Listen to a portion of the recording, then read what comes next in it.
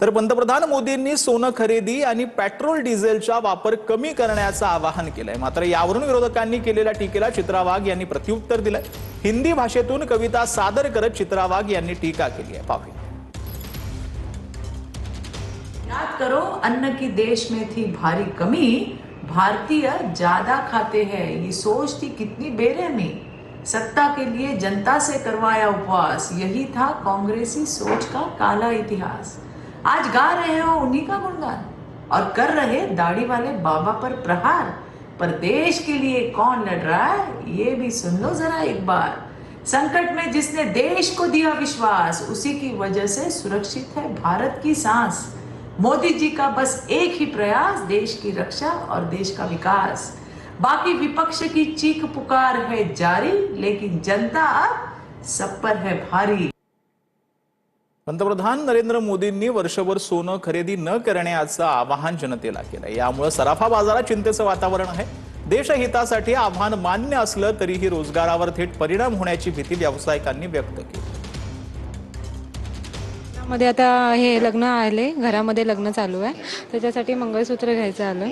तर बजेट आमचं खूप आता कमी झालं, कारण की आम्हाला असं वाटत होतं की 5 तोळ्यामध्ये आपण घ्यायचं, पण आता ते होऊन आमचं 3 तोळ्यामध्येच बजेट व्हायला लागलं।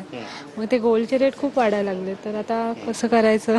परवडते का? परवडतच नाहीये आता। मी आता बँगल्स बघायला आलो होतो। कसं आमच्या घरामध्ये लग्न आहे ना, तर आता कसं आहे, आम्हाला सोनं घेणं गरजेचंच आहे असं आहे, त्यामुळे आम्ही शॉपिंग करायला आलोय। तसं मोदीजींनी आम्हाला सांगितलं की सोनं वगैरे घेऊ नका एका वर्षासाठी, पण ऍक्च्युली आमची ती नीड्सच आहे की आम्हाला ते घेणं कंपल्सरी आहे, कारण आमच्या घरामध्ये लग्न आहे। लग्नामध्ये आपल्याला थोड्याफार वस्तू नवरीला घ्याव्याच लागतात, तर आम्ही बँगल्स बघायला आलोय। मोदी बोल रहे कि सोना मत लो, अभी कोई ना कोई मिडिल क्लास वाले भी तो अफोर्ड करने चाहिए। इतना हाई गया है, मेकिंग का भी इतना ज़्यादा रहता है। अभी आगे मतलब आगे के जनरेशन को भी इतना यूज़ करना है। अभी इतना महंगा हो गया है सोना, पर ग्राम इतना लाख के ऊपर इतना रेट जा रहा है, तो आगे कितना प्रॉब्लम होगा। तर वर्षभर सोनं खरेदी न करण्याचं आवाहन पंतप्रधान मोदींनी केलंय। मात्र भारतीय संस्कृतीमध्ये विशेषतः लग्न समारंभामध्ये सोन्याला मोठं महत्त्व दिलं जातं। मोदींच्या निर्णयावरती मंगल कार्यालयातील महिलांचं नागरिकांचं काय म्हणणं आहे पाहूया। ते घेतल्याशिवाय काय पर्याय नसतं, थोडंफार का होईना लग्न यावं असल्यावर घेणारच, पण तसं तर काही घेऊ शकत नाही। मग सोनं खरेदी नाही केलं पाहिजे, कारण सोन्याला इतकी महागाई झालेली आहे।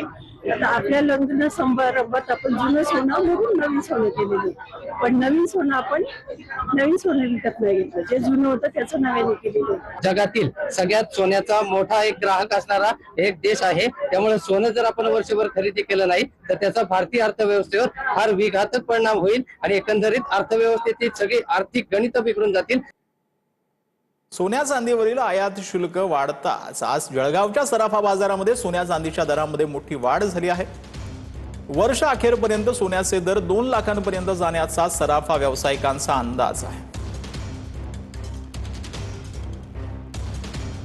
सोबत आपण बघितलं तर सोन्याचे भाव तेवढे जेवढे काल होते, आज फक्त भारतात हे कस्टम ड्युटी लागू झाली आहे, त्यामुळे फक्त भारतात सोन्याचे भाव 8,000ने वाढलेले आहे।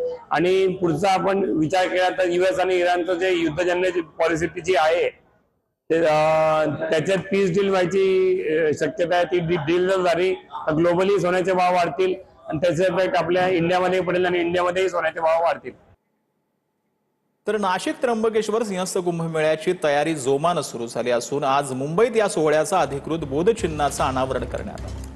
मुंबईतील ऐतिहासिक खुणा असलेल्या gateway of India, Chhatrapati Shivaji Maharaj terminus, Vandre Worli sea लिंकवरती हे बोधचिन्ह जे आहे ते झळकवण्यात आलेलं आहे।